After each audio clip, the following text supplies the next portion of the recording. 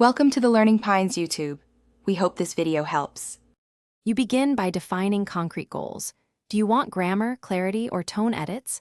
Once decided, prepare the raw text, remove stray markup, and keep a backup copy. Next, select your AI model and set constraints like max tokens and temperature so output stays focused. Provide a short prompt template that includes examples of desired changes. This seeds behavior and saves time. Finally, feed a reasonable chunk of text, not everything at once, so the model can produce precise edits immediately. You now run iterative passes, start with a grammar sweep, then ask for clarity improvements, and finish with tone or style adjustments.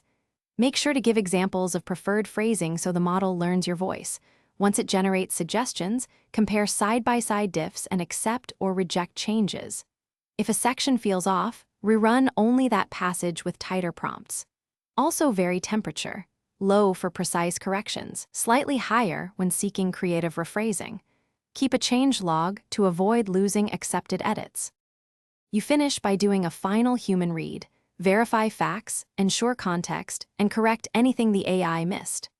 Once satisfied, export the document with tracked edits and clean formatting, then save a version copy.